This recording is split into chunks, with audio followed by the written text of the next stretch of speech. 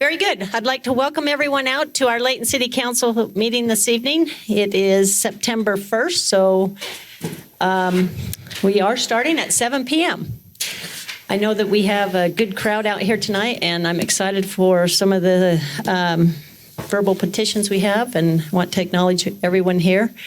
Councilmember Thomas thought you were all here for his birthday celebration coming up, since he's going to be turning 70 in 2 days, but that's okay. I appreciate everybody. So, it's over. Let's go. Nice try.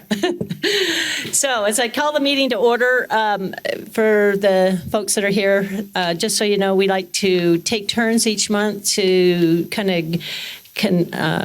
to start our meeting off, and we always like to start our meeting off with a prayer and a pledge. And this month is Councilmember Tyson Roberts' turn, so I am going to turn the time over to him. Sorry. Thank you, Madam Mayor. With the mayor's permission, I'm going to ask someone to come up and sit on my lap to give the prayer today. Maybe never happened before here, but Navina Roberts, my daughter, if you'll come up.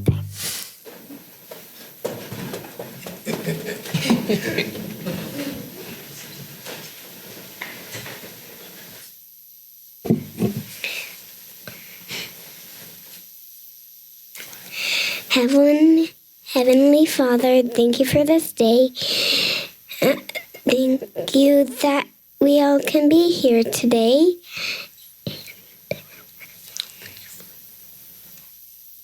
Thank you for all of our blessings. Thank you for the police and first responders. Please bless us to have a good evening. In the name of Jesus Christ, amen. Amen. How cute. Now, if you will all join or stand and join me with the Pledge of Allegiance. I pledge allegiance to the flag of the United States of America and to the republic for which it stands, one nation, under God, indivisible, with liberty and justice for all. Thank you.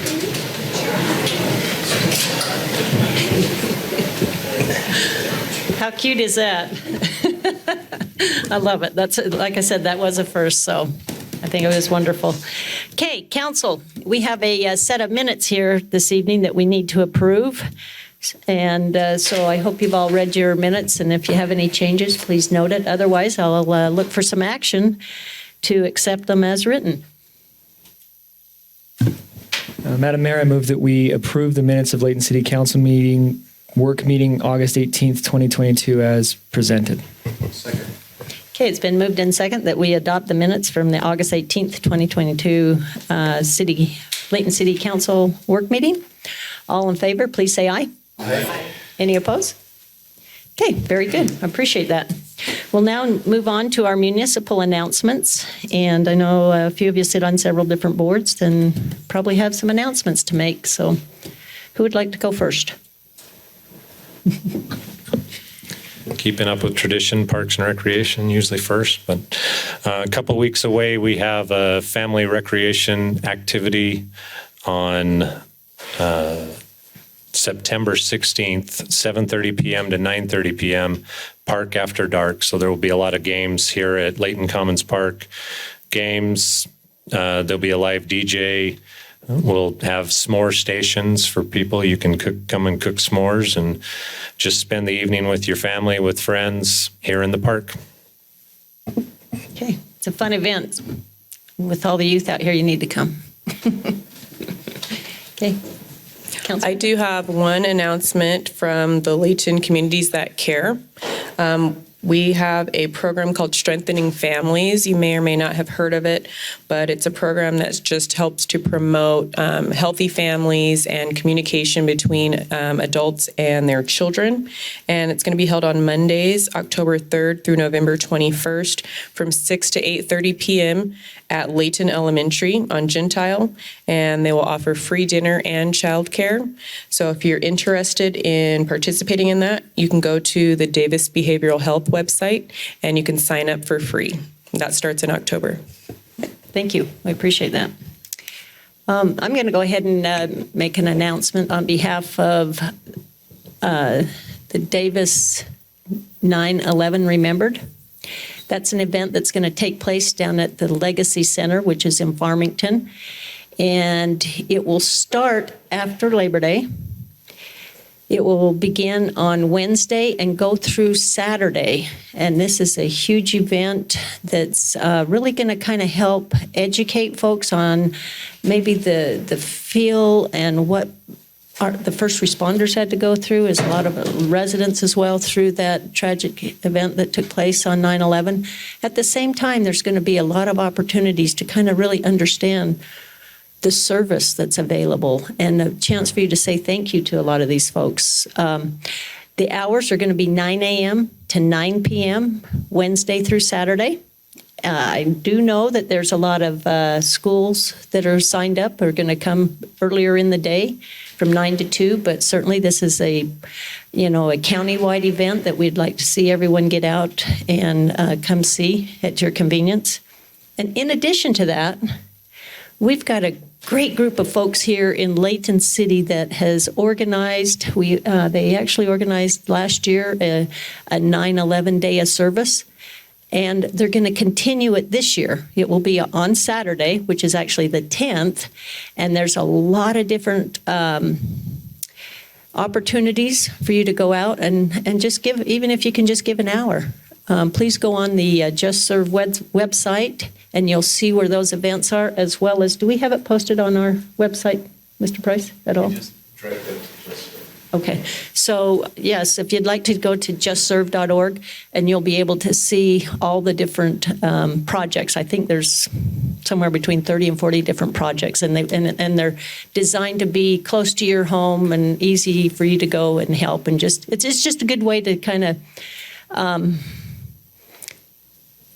recognize how valuable our lives are and the importance of caring for one another. So with that, I will go ahead and ask if any other council member has any other announcements. Okay, seeing that there's none, now we get to go to the fun part of the meeting, which is some verbal petitions and presentations. And I know that we've got some youth here tonight that really do a fantastic job. And I don't want to steal the thunder of their leader, because their leader is so valuable to us. So Miss Carlene Kidman, if you could come up to the mic and kind of explain what this program is. And then perhaps at the end, I do know that, just so you're aware, we have each, like I mentioned, each council member has an opportunity to serve on different boards. And I know, Bettina, I believe you're over this youth court. So if you'd like to make a statement at the end, you're welcome to. But let's have Carlene make her presentations. Thank you. For those parents who haven't actually met me, I'm Carlene. I'm the one that emails you all the time. So, Mayor and Council and everyone else, this is our 25th year group of youth. We have been doing this for this is our 25th year, which I was just talking to Dave going, where's the time gone? 25 years. I was a lot younger, so, but they keep me young, and so it's great. Your youth are phenomenal. Do you guys know what youth court is, or do you need me to explain it to anybody? Who does not know what youth court is? See, great group. I don't have to explain it. So these youth have been in training. We started training in April. And so as you've come, you've probably seen us in here on a Wednesday from 3:30 to 5 training. And then we've stayed for cases, and we do cases until we're done with our cases. Carlene, just briefly, just in case Okay. somebody online might wonder what it is, just briefly kind of explain what it is. What youth court is, it's a diversion program, and it's for youth who get arrested or get in trouble at school for for minimal charges, for B and C misdemeanors, and they have a chance to admit to their charges and come to youth court and go in front of a panel of their peers who hears the case and comes up with a disposition based on restorative justice principles. And as long as they complete the program, it doesn't go on their record, and it's like it never happened. It's like a second chance. So If you have any questions, let me know. But it's a great program. Like, we've been doing it here for 25 years. And these are the youth that are trained. These are the judges, the clerks, the bailiffs. They do everything about it. I'm the director. I'm just behind the scenes. I train them. And then I'm there to help them when they have questions. But they ask all the questions. They do all the dispositions. They are the mentors, the contacts, and they do everything. So it's not me, it's them, and they're phenomenal. So what we're going to do first is I have the first of the certificates are the youth. We had 10 youth in the class this year that started, and so we'll do those certificates first. And then we have the 12 youth that who come back for this next year to continue. As you see, not all of the youth are here because it's a Thursday and everyone knows Wednesday's youth court. So having these youth here, it's phenomenal to have this many because they are busy, busy, busy youth. So it's great to have them. So when you guys come up, I'll give you a certificate, go around, talk to everyone, and then line up here, and then we'll swear you guys all in, okay? Okay, so I'll say your name. Okay. Bridger Porter.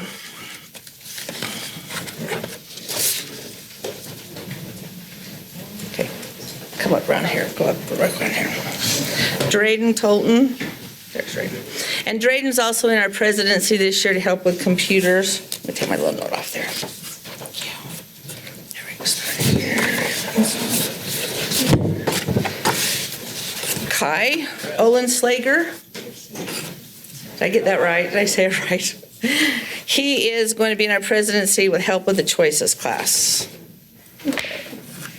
Katie's not here. Lucy Clark. She's going to be in the presidency as our chief secretary.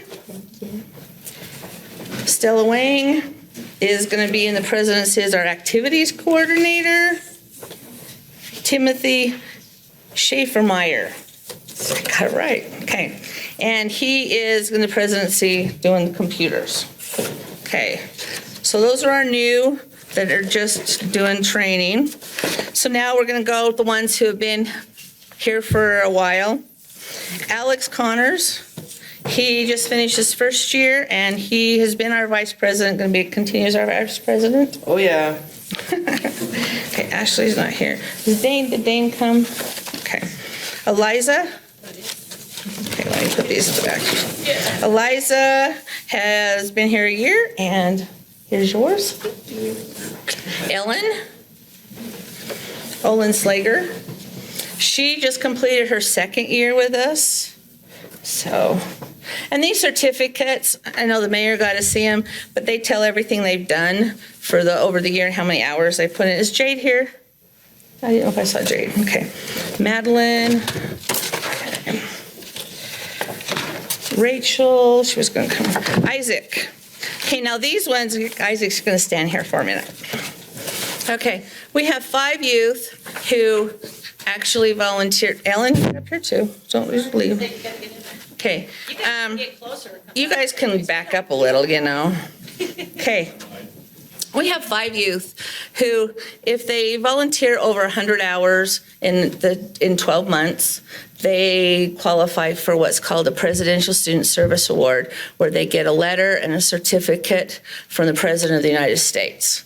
And so we have 5 youth who have earned that, and it's phenomenal to do that. You think about these youth, they're so busy, and to volunteer 100 hours, that's pretty good. And so I want to commend them for that. This year, unfortunately, they didn't have a pin, so we got medallions. So you have a medallion instead of a pin, so hopefully that will be okay. But the national site does not have any more pins, so I don't know why, but we have the certificates for you. So Isaac Moore has just finished his first year, and he actually has a Presidential Student Service Award. It's in this white envelope, so congratulations. Caitlin Green has been one of our vice presidents and will continue this next year. She just finished her first year, and she also received a Presidential Student Service Award. Majestic Christensen just finished her second year, and she's been our historian, will continue to be our historian because she's a great historian. And she just completed her second year, and she received a Presidential Student Service Award. Caitlin Mitchell has been in the presidency. She's in charge of our Choices class, and she's completed her 3rd year, so she's been around for a while, and she received a Presidential Student Service Award. There you go. And last but not least, Ariana Martinez just completed her 2nd year. She is our president, and she is going to continue. I've asked her to continue to be our president next year, and she earned a Presidential Student Service Award. Very good. And that's all of them for right now, so. So we can clap now? Yeah.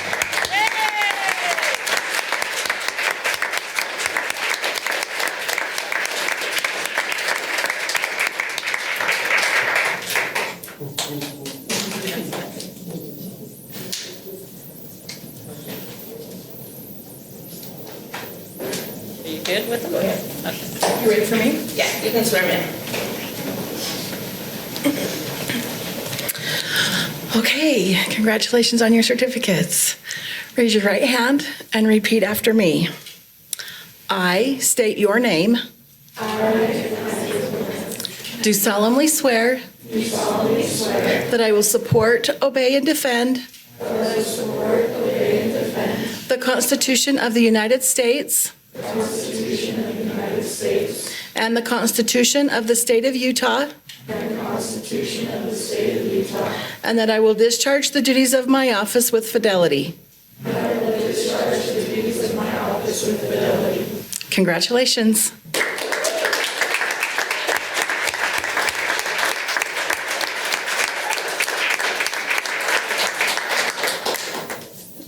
And Mayor, I hate to ask this, but when we're done, can we be excused? So we can go downstairs and take some more I pictures. hope you've got some treats for these kids. We do have a Okay. couple treats. There's some in the back.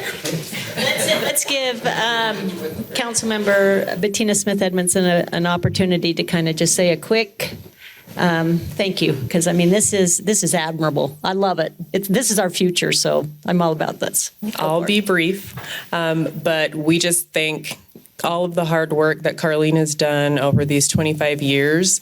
This is not the only committee that she's on. She does a lot in the community, but her heart is absolutely in with the kids, the children, the youth, the young people of our city, and pretty much everywhere. So we thank you for all the time that you spend, with these kids. They love coming because if they didn't, they wouldn't be here. So you guys are in great hands. Those of you who just finished training, you've been with Carlene since April, but you're in great hands, and we're just excited with whatever you plan to do in the future and hope that you'll continue to use your talents and your gifts here in Layton. So congratulations, and we'll look forward to seeing all that you are going to do for the future this year.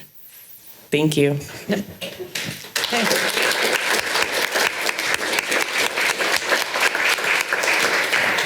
So you're well. You can be excused. Oh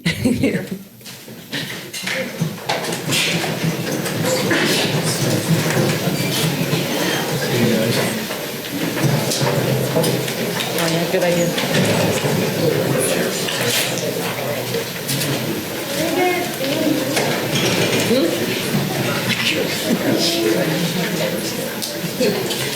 I know. That's what it looks like. We're just exercising cautious.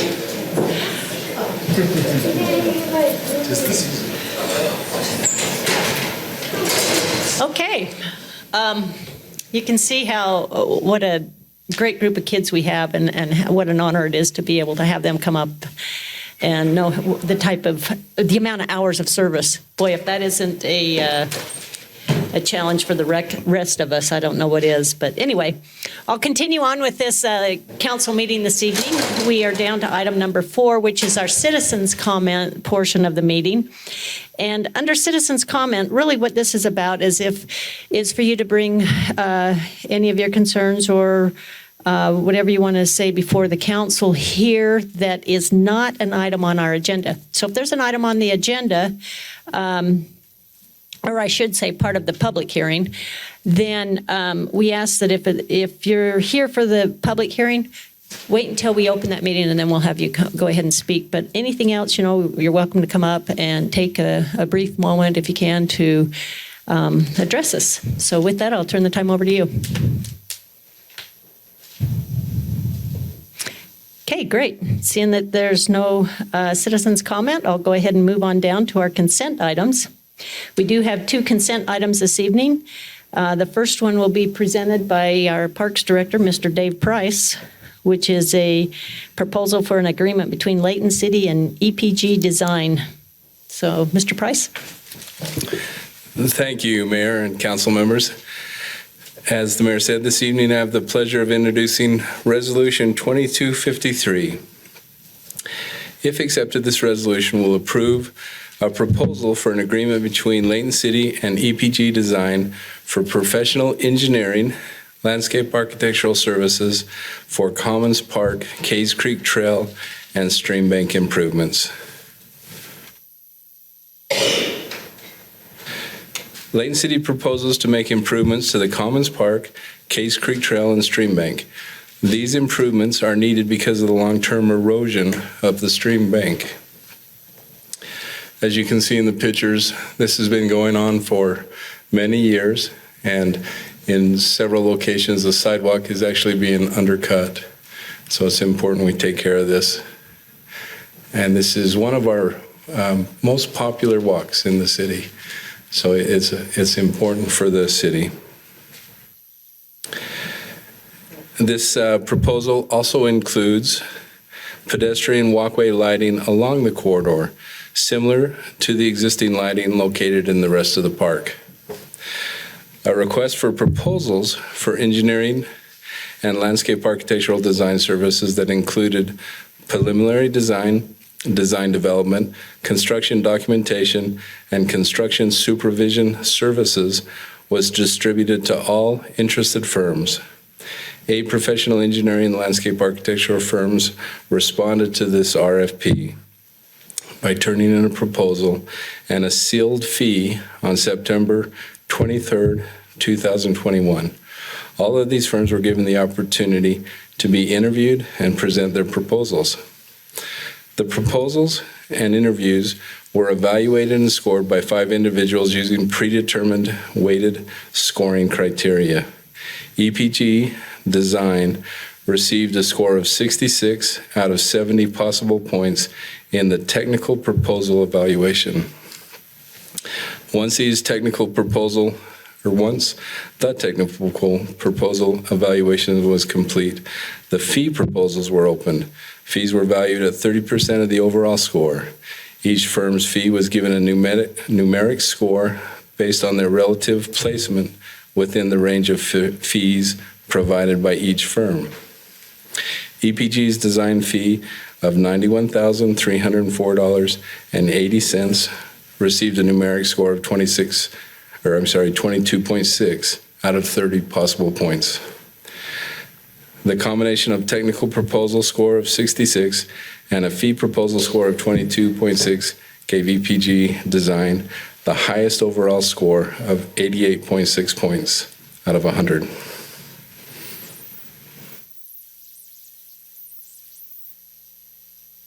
The project received additional funding in this year's budget.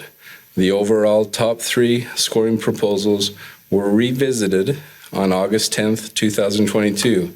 Each of the 3 firms were asked to revisit their fee proposals.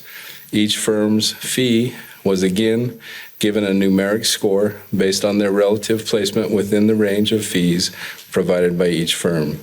The proposed fees for this project ranged from a low of $68,660 to a high of $103,142.76. EPG Design's fee of $91, or their revised design fee of $91,304.80, received a numerical score of 22.6 out of 30 possible points. The combination of technical proposal scores of 66 and a fee proposal score of 22.6 gave EPG Design the highest overall score of 88.6 points out of 100 possible. Staff recommends the council adopt Resolution 2253, authorizing the city manager to conduct negotiations and execute an agreement between Layton City and EPG Design for professional engineering and landscape architectural services. Okay. Any questions? Council, you have any questions regarding this? Thank you. I have one, sorry, Dave. So I just was looking at the evaluations, between EPG and BioWest. Two of the evaluators thought they were the same. Two of the evaluators actually preferred BioWest, and then there's a big discrepancy between what one of the evaluators decided on EPG is double the score of BioWest, which was the tie-breaking vote. So maybe can you speak to maybe what that evaluation would have looked like? Because two of the evaluators actually preferred the other one. So, and there's only one that preferred EPG, and that won the day just because their score was so drastically different than the other. So just some more information on that. Yeah, the panel was made up of 3 Parks employees, Ryan Pickup, myself, and Joel and Grandy. And then we had 2 individuals from the engineering department. And that was Alan McKen and Steve Fuhrer. And each individual takes a different look based on their experience and provides those scores. We do not counsel together during that process, and so we allow them, each individual evaluator, to have the independence that they feel like they need. And so I can't speak to why, exactly one individual scored it that much higher or lower.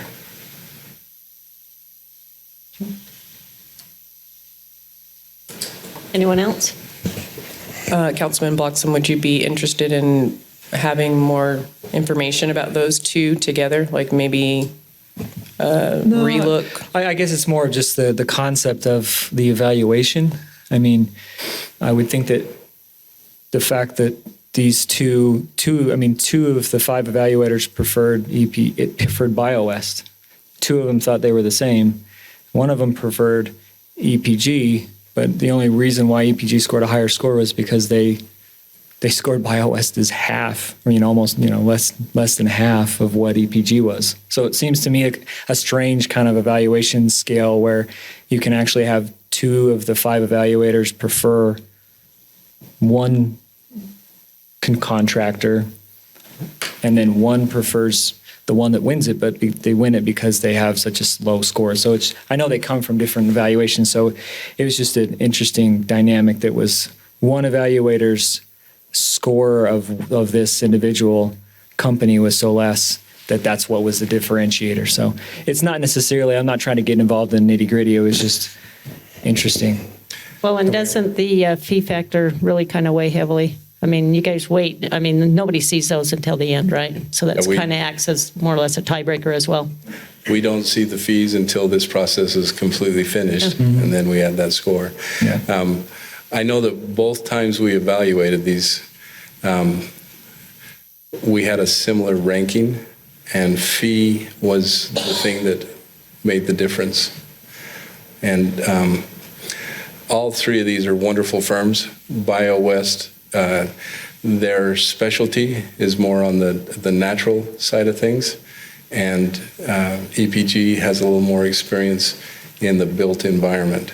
And one of those evaluators, and I apologize, I don't remember which individual it was, but they may have been thinking more about the built environment. Mm-hmm. Okay. So. Okay. Well, the only reason I asked that question is because if you do look at BioWest, everyone else scored them as 70.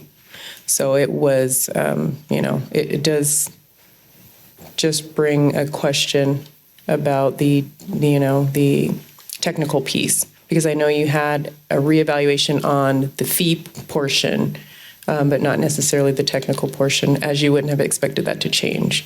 But yeah, I don't know that we need to do anything about that, but just calling attention to it because it does look like that one person brought the rest of the averages down.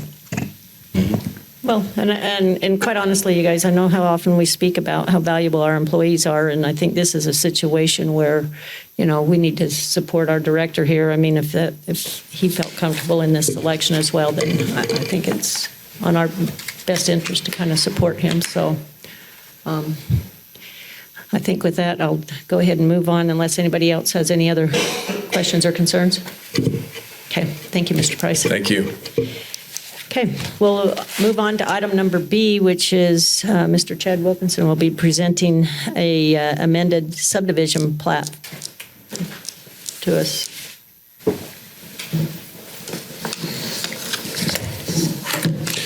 Thank you. Mayor, Council, this is a subdivision amendment application. Just by way of background, this is for the Eastgate Business Park subdivision. This is the second plat amendment that they've brought forward. The property is shown, the approximate location of the property is shown there with the red dot on the map. It's at 3675 North Fairfield Road. This is a property that's about 55 acres, a little over 55 acres in size, owned by, go the right way here, owned by JL Partners. This property is zoned for industrial use, and there was a previous application that amended this subdivision to add a little additional square footage to the existing Janicki building that's just shown there just outside of that red boundary. This particular subdivision application would create an additional lot. Now, I want to show just really briefly the previous application. This is that amendment that added that little bit of square footage to, it was quite a bit of square footage, but some area to Janicki's existing lot. This is the remainder parcel. It's big enough that it covers 2 pages of a map, so that's the south portion of that. This new application, this is actually the south piece, but this is the new lot that's being created, 106. That will be, there's actually a building being constructed there now. It was permitted prior to the subdivision application because there was an existing lot there. They've decided they want to partition that lot off now and create a new parcel there for that existing building that you can see under construction. Again, going back to that previous map, that's the south piece of that 106. It's, again, long enough that it needs to have its own page. So with that, this was reviewed by the Planning Commission. They did recommend that the City Council approve this application. One other note, just you'll remember a couple weeks ago or a couple meetings ago, the City Council approved quitclaim deeds, approval of some quitclaim deeds, and deemed a couple of small parcels as insignificant parcels. Those parcels are now included in this plat and will be platted as one large parcel as this goes forward. So with that, we are recommending the council approve this subdivision amendment. Okay. Any questions, council? Okay, thank you. Very simple. Okay. That concludes our consent items. So I'll bring it back to the council here if you would like to take action regarding the 2 items. Again, just for public information, we are able to consider these items as to be routine and can act upon them in one single motion. So with that, council, I'd look for a motion to include both items, please. Mayor, I'd make a motion that the City Council approve the consent items A, Resolution 22-53, and consent item B, amended subdivision plat, Eastgate Business Park, Second Amendment. Okay, is there a second? Second. Okay, it's been moved and second that we adopt the consent items as presented. All in favor, please say aye. Aye. Any opposed? Okay, thank you very much. We'll now move on to our public hearing portion of our meeting. We have 3 items on our public hearing. We'll start out, and actually, ironically, all 3 of them, Mr. Wilkinson gets to present all of them, so he'll be standing up there, I think, for the duration of this meeting. But we'll go ahead and start with the first item, A, which is an annexation agreement and a rezone request for the Jenkins. Thank you, Mayor. Council, this is, there's 3 parts to this application. We've got an annexation, a rezone request, and as part of that rezone request, we have an annexation agreement. So you'll have a resolution and 2 different ordinances that would be proposed for your consideration and potentially adoption tonight. Give a little bit of a background on this particular application. It is an annexation and rezone request from to annex some property and to change the zone from A, which is our agricultural zone, to R110 PRUD. PRUD is a planned residential urban development, which is a way for there to be some flexibility in the administration of our zoning ordinance. The property itself is shown there again in the red. You can see again a good portion of the property is outside of city limits. That's approximately 3071 West Gentile. There is a piece of the property that's already within the city limits. You can see that outlined in red. That yellow is the portion that's being considered for annexation. So total property area for this potential development is 18 and a little over half acres, and then just under 15 and a half acres for the annexation area. You can see some of the surrounding uses in this aerial photo. Residential use, existing residential use along 3200 West, to the west of the property. To the south, we have the perennial favorites, existing business, agricultural business there. A lot of vacant ground to the east. Currently, most of that predominantly is outside of city limits, again, within an unincorporated portion of Davis County.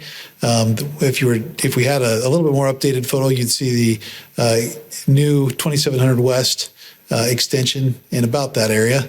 That's been constructed, waiting opening for some of the additional construction that's occurring on the West Davis corridor, which is located here along the south portion of this, or the bottom portion of this picture.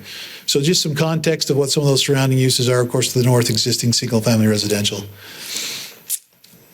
This again just outlines that requested zone, rezone, R110 PRUD from ag. I want to just briefly touch on the design of this proposed PRUD development. This is the subdivision layout. This is a total of 91 units, which consist of 67 single-family homes, and then 24, let me check my numbers, I believe that's right, 24 townhome units. The townhome units, now in this particular picture, east is up, so the top of the picture here is east, north would be over to the left-hand side, south to the right, west to the bottom. So on the east side of the development, there are these townhome units that are proposed as part of this planned residential unit development. You can see some open space that runs throughout the development. Just as a background on these PRUDs, about 3 years ago, almost 3 years ago exactly, we had a revision to our PRUD ordinance as part of our general plan update. And that amendment to the PRUD ordinance was really focused around making sure that these developments provide for meaningful open space. There is flexibility given to the applicants on the lot sizes, on the configuration of the property. And in return for that, the expectation is that they would provide for open space and other amenities for residents of this development. So in working with the applicant, our planning staff have put together this plan that contains open space that meets the requirements of our code, open space that's located within a certain distance of each of the units, that's large enough to be meaningful, that can be used. They've also got some meaningful amenities that I'll go over in just one moment, and that's part of the design of this particular development. Speaking of those amenities, one note that I want to make related to the development agreement that's before you, that development agreement contemplated a sand volleyball court in this location. As this development moved through the Planning Commission process, the applicant requested and was reviewed by the Planning Commission a small change in response to a desire of the current property owner to reflect kind of the agricultural history of this property and to show some upgraded playground amenities that would include kind of a farm theme. You can see that shown on the screen, a playground that looks a little bit like a barn type area. This is typical of the type of playground equipment you'd see. Again, some interactive type, tractor type playground equipment as well, to again give a nod to that agricultural heritage of this property. The other thing would be community garden was substituted for a portion of the open space. I'll go back to that plan. Right in this location, there'd be a community garden that would be proposed by the applicant. So those are two items that were proposed in lieu of that sand volleyball court. In addition, the applicants proposed a pickleball court here, a dog park, and some other additional open space and trail system that would go through the development. Just want to walk briefly through typical elevations. These are the types of homes that would be built there in this particular subdivision. These are some single-family homes. Because this is a smaller lot subdivision, these will be somewhat smaller homes, but you can see they're good quality elevations that have been proposed by the applicant, a variety of those. These are the typical elevations for the townhomes that'll be constructed on that east side of the property, both front and some side elevations there, renderings, so you can see what those look like. Now I want to just take just a moment to talk about the Planning Commission process. This did go to the Planning Commission for review. There was an issue that came up at Planning Commission that I want to talk just briefly about and then give the public a chance to chime in during the public hearing. But one of the issues that came up during the Planning Commission review, and often does come up on developments of this nature, is compatibility with the surrounding land use, and particularly the issue that came up was along this south property boundary. As I mentioned before, this development borders on this existing agricultural business, Perennial Favorites. It's a long-standing business here in the Layton area, and there was some concern that was raised about impacts or mitigating impacts from this new development that could potentially occur to that existing business. And those are legitimate concerns. We definitely understand those concerns. We completely agree that there are some impacts that will occur to that property as a result of this development. Our current code, whenever we have a new subdivision, residential subdivision that's proposed adjacent to an existing agricultural use, we have some standards that apply, things that have to occur in order for that development to go forward. One is that on the plat, there has to be a note with specific language that references that existing agricultural use. I'll go to that language in just a moment. In addition, both code and development agreement require construction of some buffer fencing, in this case a solid vinyl fence along that south property line to provide some additional buffer. One of the things that was brought up as a potential additional mitigation measure by the adjacent property owner was the potential for a pathway and buffer along that south property line as part of the open space. Now, we mentioned to the Planning Commission that if that was to be considered as part of the minimum open space for the development, it would have to be at least 18 feet wide with a pathway located inside of it. That 18-foot requirement goes back to what we talked about before when the City Council adopted these new PRED regulations. They wanted to make sure that open space was large enough that it could actually be utilized and be meaningful. So the Planning Commission considered that potential mitigation measure, actually postponed their decision on the subdivision for several weeks to give an opportunity for the applicant to look at what the impacts of that would be to the design and what the potential layout of that type of a buffer would be. We received those revised plans, those potential plans for a trail to be located along that south portion of the property. We reviewed that, and we reviewed it very carefully. This was not something that was taken lightly by staff. We understood the impacts. We knew that these were legitimate concerns. As we reviewed that plan, we did have some concerns of our own on building a trail in that location. One, first, as we talked about before, our direction from council and through the ordinance has been that we create open spaces that are meaningful, that have connection to each other, that provide meaningful, in the case of trails, meaningful connections to other parts of the development or other adjacent properties. As we looked at that location for a trail, we just did not see that there was any really meaningful connections for that trail to anything. We had a sidewalk that already provided that east-west connection in that general location. I felt that would be, in some ways, again, providing a connection that already occurred in other ways in that development. We also had concerns about what the effect of that would be on the design of the subdivision and on actually just the open space itself. Having that trail going through that portion of the property, there would be a required buffer fence along the very south property line, and we would anticipate that there would be an interior fence as part of those interior properties. And that would create somewhat of an effect of having, a fence trail with really no interaction with anything surrounding it. And that was a concern to us. We've also had concerns from other developments that have previously been approved with those types of fences running along rear property lines with fences on, those kind of trails running along rear property lines with fences on both sides, that sometimes those become areas that are concerned for maintenance, that are concerned for activity that goes on there, that sometimes will collect trash and other debris that just tend to not be really used or meaningful open space for the development and end up causing their own set of concerns. So as we weighed that with the potential for buffering, we did feel and made our our thoughts known to the developer that we would actually still recommend that we did not include that as part of the buffer requirements for the subdivision.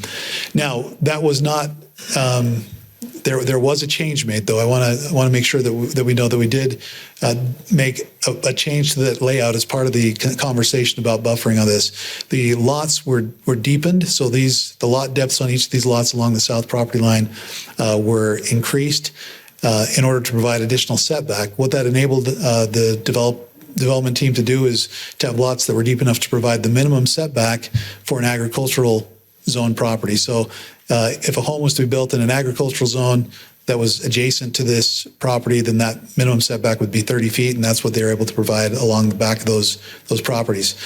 I want to just talk about the language that I mentioned just a few minutes ago. This is, in our code, we have a provision that says if there's any new subdivision that's located within 300 feet of an existing agricultural operation, there has to be notice given on the plat. This is that language. It's recorded on all plats that we approve close to agricultural use.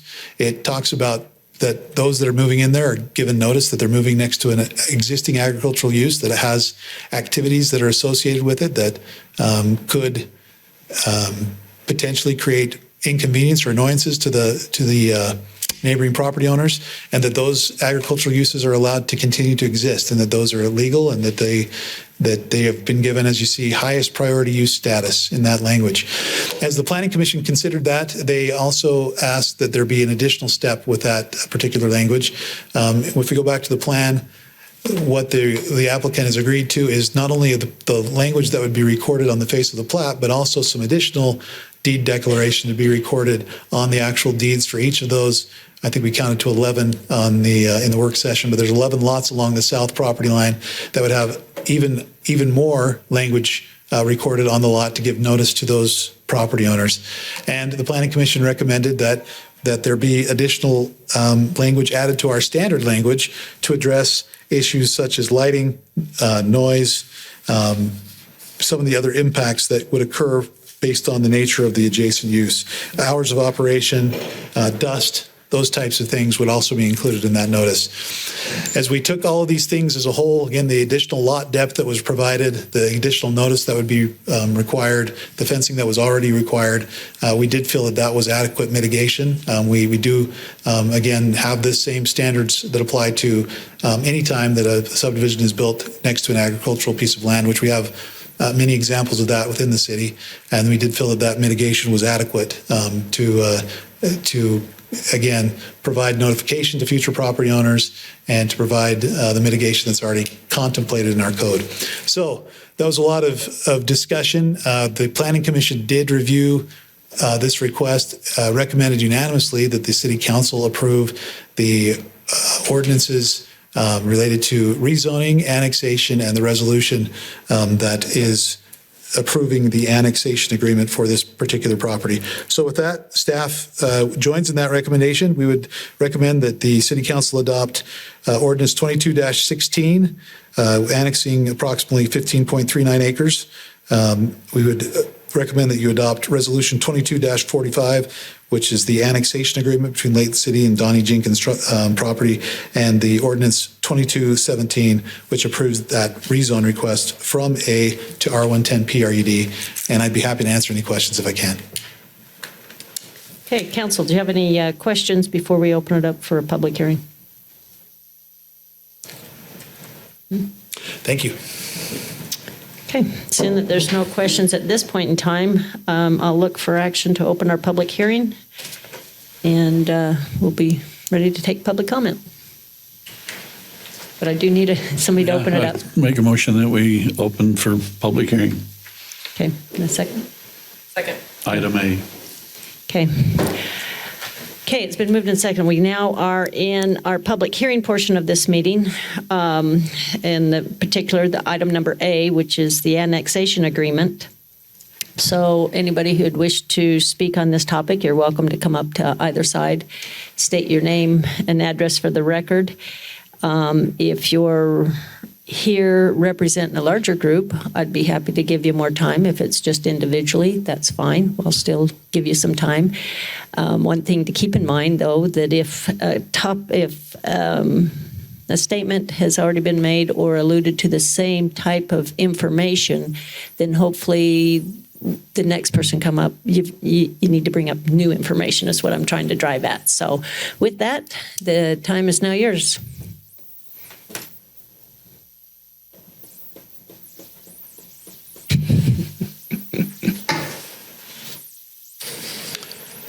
Tommy Joe Tudor, 1757 Gregory Drive, Layton, Utah, 84041. Been here 54 years now. Worked under about 6 different mayors of the city. And now my thing today is happiness. Because my wife and I went and saw the music concert in Layton out there with the brothers there, and it was fantastic. The Oak Brothers, okay? There was 4 men, and it was Hey, Tommy? great. And I'm keeping it short. No, it isn't that. It's just that right now we're in the public hearing. We've already had our citizens comment, and that would have been fallen under citizens, but now we're under a specific item, which is an annexation agreement. So you need to speak to Okay. that topic. That's an annexation of the city to take care of the people that buy the city's tickets. Oh, okay. Okay? Thank you. I touched it together. You did. Awesome. Thank you, hometown hero. Okay. Hi, my name is Sarah Frame. I'm at 199 South 3200 West. I border the proposed development directly to the west. And I'm speaking in opposition to this. I've spoken with many of our neighbors who are pretty disappointed that this development is going in, including people that have lived in the area for decades and decades. We moved to this area from Riverton because there was space to breathe, and it felt agricultural and rural, and we love the feel of the area. The pace of development on West Gentile has been appalling, and honestly, I'm sure you guys hear this constantly, the construction traffic is awful. With the West Davis Highway, they're trucking, it feels like there's trucks every 30 seconds. There's tons of development in Syracuse, so we get a lot of that traffic off of Gentile. This puts a strain on already strained water resources. It's habitat for animals that, migrate, birds that migrate. It's just a beautiful, quiet area, and it's sad to see all of this farmland go away. It's not my property. It's not mine to say what happens to it, but I just want to say I hope you guys are thinking about in the macro, not just this property, but all of the properties in West Layton feel like they're being gobbled up for developments that are really dense. It just adds a lot more traffic, and it just makes it feel not like the area that we moved to, which is really sad. So that's all. Thank you for your time. Thank you.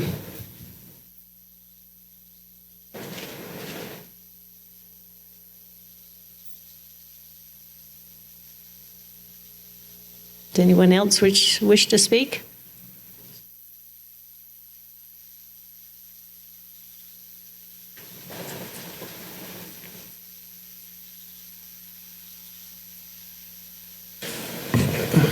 My name's Preston Cox. I live at 257 South, 3200 West, Layton, Utah, the owner of Perennial Favorites Nursery there. And just a little bit of a history. And the main reason I'm standing here today is just to get some things in the minutes and on the record, express some of my concerns here. And at no time during this process have I said that I am opposed to this development. I want that to be very clear, especially to the Jenkins family and to Nelson Homes. Have I ever said that? No, I have not. Okay. But I do have some concerns, and going through the discussion with staff and planning commissioners a little bit, it's always talking about the impact on this development. Okay.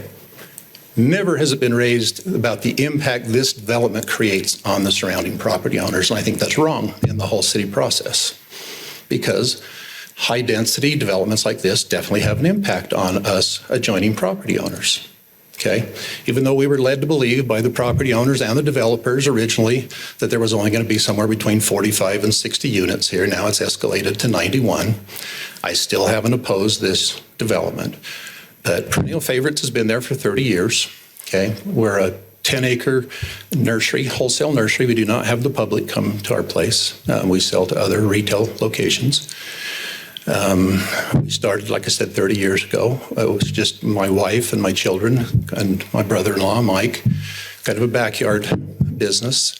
It's now a business that's a regional grower. We supply plants, over 2.14 million plants to 5 western states.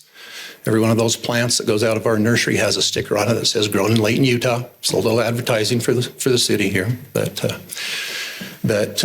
we have 43 full-time employees. We have 25 seasonal employees, and we have an annual payroll of about $1.8 million, gross sales of about $7 million. So you can see over the 30 years, we have built the business up. And I know that, we were in a farming community. We knew that when the original landowners would pass away, that the children had no interest in farming, that this would go to development, most likely residential development. Understand that. Like I said, I have never opposed that. My concern is, and I would just like to state this for the council so that you understand the impact that these 11 lots are going to experience from us, okay?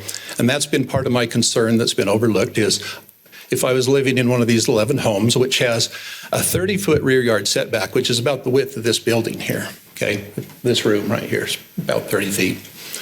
Okay, in that main driveway right there that's on the north side of our greenhouses, there are over 30 fans, exhaust fans that run during the day. They create noise from as soon as the sun comes up, basically, until the sun goes down. They make noise, okay? Not a lot of noise, but it's consistent noise. When those exhaust fans turn off, there are what are called horizontal airflow fans within the greenhouse to keep the temperatures even within the greenhouses. They run all night long, okay? During the winter time, we use growing lights, and we use these lights in all of the greenhouses to change the photo period of the plants, okay? It's called photoperiodics. Okay, when you change the ratio of daylight and darkness, it affects the way the plants grow. We have to have them. This is something that we have to have for our operation to be successful. Okay, there's going to be light flooding over that 6 foot tall, which is about this tall, 6 foot tall fence to those residents right there. They're going to be 2-story residents, so they're going to have lights. And these lights are on in the wintertime. So from October to March, these lights are on all night long right there. Okay. Now there's also heater noises from these greenhouses right there. Whenever the heaters turn on, there's quite a roar of the fans for the heaters to turn on. That is also going to be experienced by these 11 residents right there. Now that driveway that goes along the north there is our main driveway approach. It's how we access all of those greenhouses for putting plants into the greenhouses, for taking plants out of the greenhouses. There are vehicles that run up and down that driveway, especially in the spring months, March through June. There are vehicles running up and down that corridor right there, probably every 2 or 3 minutes for 12 to 15 hours a day. Okay. The rest of the year, there are still vehicles going up and down that corridor, not quite to that extent. But the residents are going to hear those vehicles going up and down that corridor right there. So I think that's an impact on them. I really do. And I don't think they're going to really enjoy their outdoor. Of course, in their houses, they're going to be fine probably. But if they're out in their backyard, they're going to hear us all the time. And that's going to make for some unhappy residents, unhappy people that have purchased this. And oftentimes when they're unhappy, they try to change things, and I worry about the impact they're going to have on our operations there. I really do. Complaints to the city or whatever it might be. So that's kind of like my concern in a nutshell right there. Yes, we talked about having some kind of a walking path back there to try to push those homes and push that to mitigate the noises from our business, because we're not a traditional agricultural business. Yeah, that didn't work out. We had also proposed, well, possibly they could go with a taller fence, like an 8-foot masonry fence, to also kind of block some of that noise, some of the light, some of the sound. That was also shot down. But those are my concerns right there. And I just wish that somebody in the city would consider the impacts that developments have on the neighbors, the surrounding property owners a little bit, at least give us some voice in the discussion. The only voice we've had was at the Planning Commission meeting. The comment was made to be by Mr. Wilkinson that we don't involve neighboring property owners when there's a development coming in. You know, they have that opportunity to make their opinions heard at the meetings, the Planning Commission meetings, the City Council meetings. That's too late. Those decisions have already been made before we can get up and make those comments or before there's any interaction with us. Staff have seen the plans from the proposed developer. They've commented on them. They've, tweaked them a little bit here and there. They've already formed their opinion and their recommendation, Planning Commission, City Council. We have not had any input, I guess, whatsoever when that process has already been completed. Yes, we have the opportunity to stand up at the Planning Commission. We do, but I think by then the door's closed and it's too late. So that's really all that I have to say. If there's any questions from any of you, go ahead. If not, I'll sit down and shut up. Preston, I'm going to ask you, because I know you've got experience within the city here, especially, and thank you for your past service on the Planning Commission, but we don't really have, the developer has the opportunity to develop the property.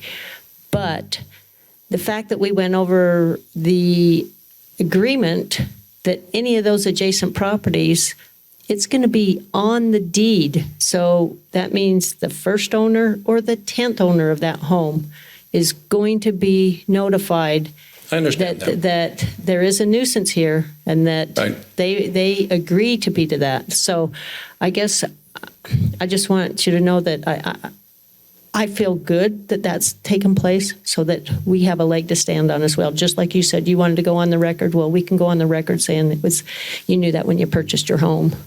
We can, and I agree with you, Mayor. I do, and we're grateful that that's on there, that wording's on there, and it's even been expanded a little bit. But you still have to feel for the people that are going to buy there, not knowing really what they're getting into. Where maybe with just a little bit of mitigation, maybe a lot of that intrusion into their backyards could be mitigated a little bit, and that's my concern right there too. We need to take those 11 residents, those 11 families into consideration, not just the impact it might have on perennial favorites in the future of our business. Well, I commend you on your operation and the fact that you've grown the way you have, and I appreciate what you've done for Layton because you're absolutely right.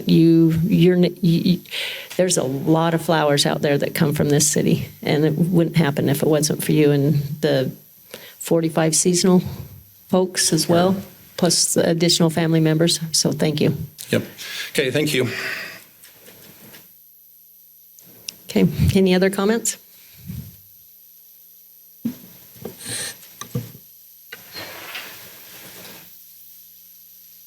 Hi, Court Cox at 243 South, 3200 West. I just want to express my concerns on the dog park area. So I live just on the south side of that new road going in from 3200. And I'm just concerned on the dog park area. It seems like kind of a weird spot to squeeze that in. And I guess my biggest concern is the noise from that. You get multiple dogs in there and if they don't get along, they're going to bark. I mean, right now, the home that's currently there, they have a couple of dogs. And every time I go in my backyard, they just woof, woof, woof, woof, just bark like crazy. And I don't even own a dog. And I'm just concerned at how many dogs are going to be using that and what that's going to turn into. Will it be cleaned up properly? Will there be smells from it? That type of stuff. So that's my biggest concern there. But I do just want to say that I second all the concerns that Preston just spoke about the business. I've worked there since I was 10 and want to continue working there and just don't want any problems with the neighbors or anything like that. We don't want to have to change our operations or what we're doing, because that could be a concern for the future of our business. So other than that, thank you for your time. Thank you.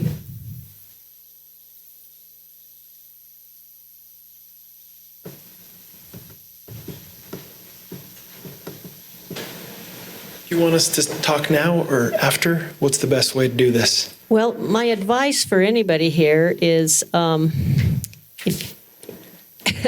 I'd just as soon have you addressed us once as the applicant? Okay. I know you're the developer, but certainly we also have some property owners, and I know that Mr. Cox has already been up, and I don't want to get into this deliberate debate back and forth, because that's really not what this is. But certainly, we want to hear you. We want to hear your opinions.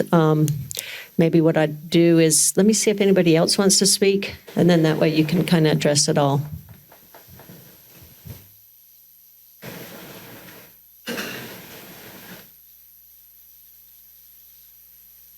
Mayor and council members, Mike Stevenson at 321 South, 3200 West. I live 2 houses south of Courtney, and I'm concerned about that dog park.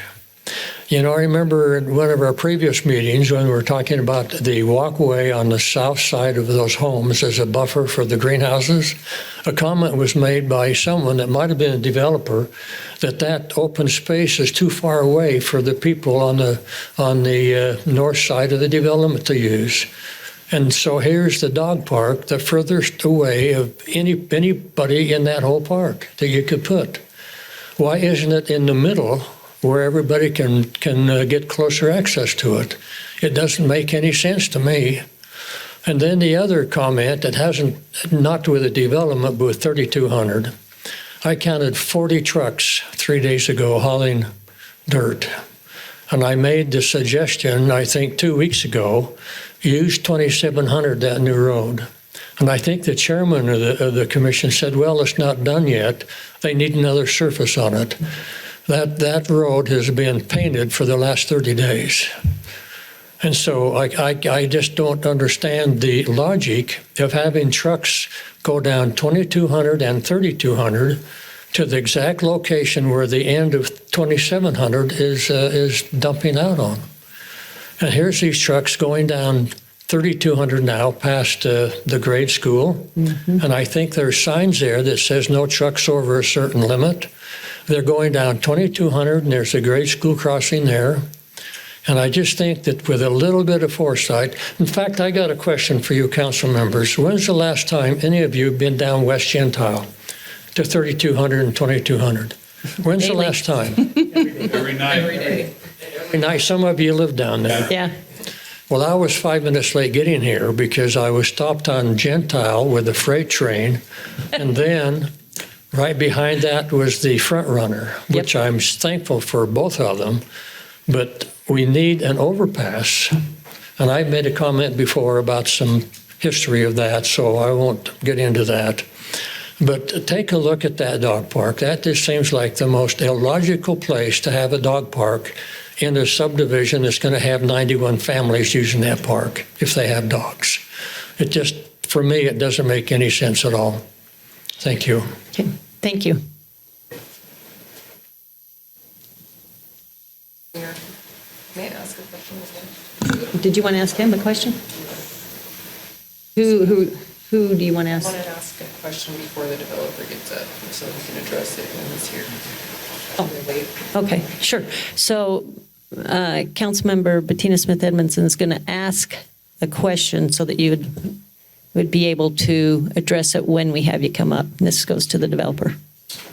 Thank you. So I just have a couple of questions that I would like for you to address. One, it was stated that the original lot design or plans was 50 to 60 units, and now we know that it's at 91. We know that the 11 units here on the south side, I believe that is, are the ones that are of the most concern to the adjacent owner. There was also discussion about the dog park. I understand the value in having 11 additional lots on that side, but I would like you to address if there was ever discussion to use that space perhaps for the dog park or for some other open space that was not necessarily filled with lots that could potentially mitigate some of the concerns. Again, I understand fiscally that does cut, but if initially we were looking at 50, 60, whatever the number was, and now it's at 91, if that was a potential, those are my two questions. Okay, so I'll bring it back. So if anybody else would like to Anybody in the audience would still like to bring up a concern? Certainly we'll hear. And while you're thinking about that, I'm going to have Councilmember Morris state his. Thank you, Madam Mayor. I have a question for Gary. So you have the statement on the plat, and then you have the extra information for the 11 lots. And Mr. Cox is talking about you'll have owners possibly upset at the city for allowing this to happen. And walk me through, someone gets really, really upset and comes to the city and you say, well, you signed right here and it says this, you agreed to that. Like, well, we don't like that. So we're gonna escalate. What happens then? What's the process then? That's a legal process, I would assume. Or is it maybe walk us through that? Yeah, thank you. Very hypothetical, I know. Yeah, no, it's a reasonable question. What would happen at that point? There's a section of state law that I sent, I think, out to each of you. And that section of state law was passed in 2019. That 2019 passage of state law indicates that no matter what we do by ordinance or what other state statutes do, that agricultural uses that are used reasonably, and there's a presumption in their favor that if they exist, they're running reasonably, you'd have to demonstrate that they were doing something really out of the ordinary for them not to fit into that category, but they are exempt from any type of accusations regarding nuisance. That's particularly true where people move into a neighborhood. We had one of our new attorneys move into a neighborhood in Clearfield, and he bought a house there, and right behind the house is a Lowe's, and the Lowe's has a light in the back for deliveries and that type of thing.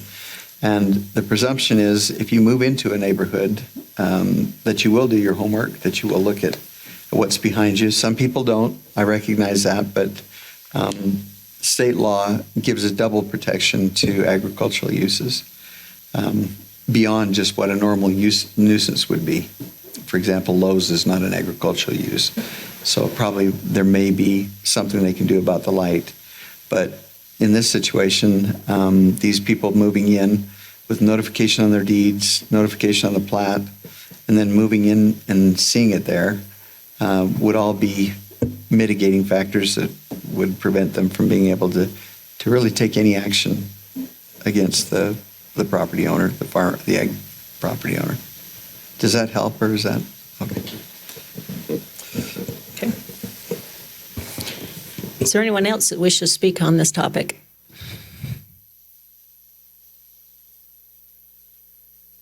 Okay, if not, I'll go ahead and let the developer come up and you can answer some of the questions and concerns that were brought up.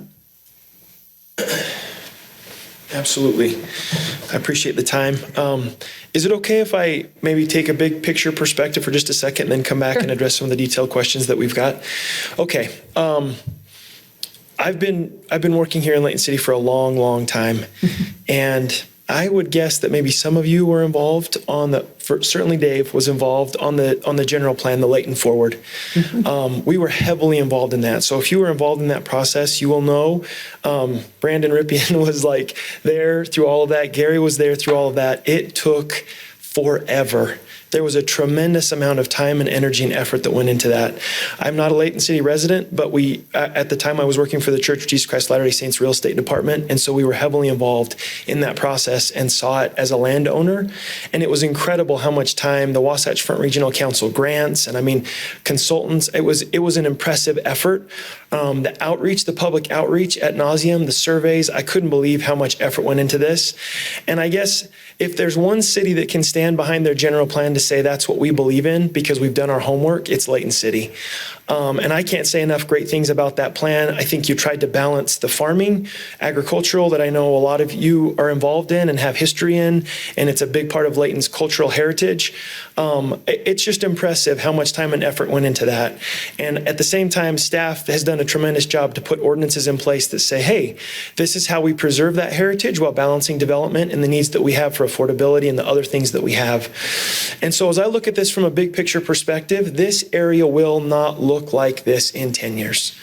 I couldn't have said that 10 years ago because it looks fairly similar despite all the development that's been talked about. This area will look totally different in 10 years. When you have that West Davis corridor that comes through there and the frontage roads that eventually tie into 3200 West, this will be a different place. And that's change, and that's hard. And I get that. And I cannot fault Preston at all for saying, hey, I'm concerned about this and the squeeze that it's going to have and the impact and the traffic and all of these things. So we by no means are trying to make light of Preston's concerns and plight. We're trying to say we're balancing what Layton City has seen in their vision and their perspective, and we're trying to marry that with some of the concerns that we've heard from those adjacent residents. We've tried to be sensitive. Now, you can't win, win a compromise. You can't please everybody.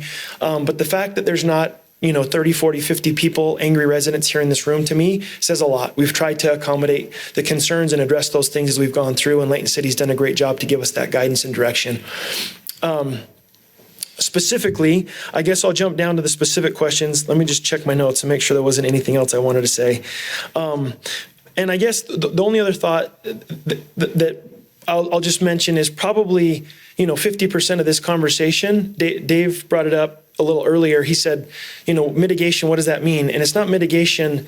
The mitigation isn't coming from Preston Cox impacts on us, right? It's the opposite. So we spent 50% of the pre-meeting and the planning commission, the planning commission meetings talking about how do we minimize developments happening, homes will be built there. How do we minimize the impact that we will have on Preston? So the mitigation goes from us to Preston, not vice versa. I think that was your question in the earlier meeting. And so we've spent a lot of time trying to understand that. We've talked to them about ideas, and we tried to marry that with what the city has been interested in pursuing, which is avoiding, narrow trails through there with two fences, and does that really help make a difference? Ultimately, we've tried to do a few things here. So we've tried to anyway. We've talked about all of these things. So with that being said, the specific questions that were asked was number one. Okay, so the 50 to 60 units. I don't know. To answer your question, I'm not sure where that came from. So I think Preston has referenced that a few times. I'm not sure exactly where that's come from. So as opposed to just kind of assuming things, I don't want to assume. I think that's been involved in conversations that have maybe happened over the time that Preston has been communicating with the property owner. But from our perspective, Layton City's vision, and it could have been before Layton Forward was even done, and that could be referencing things that happened a long, long time ago. I don't know. It could be referencing things that when Preston was on the Planning Commission, I really don't know where that's come from. So as opposed to maybe guess or hypothetically speak to that, I guess all I can say is we've looked at what the general plan says, and we are absolutely consistent with that general plan. We feel like we've been as you look at what Layton City visions for that interchange on 2700 West, that's Layton City's last chance to say, hey, we've got some commercial opportunity. And so if you look at a buffer on 2700 West, those townhomes are a great buffer to, and then smaller lot single family are a good buffer to some of the larger lot residential as property develops. So from our perspective, that's a use that in good planning practices and measures makes a lot of sense from our perspective.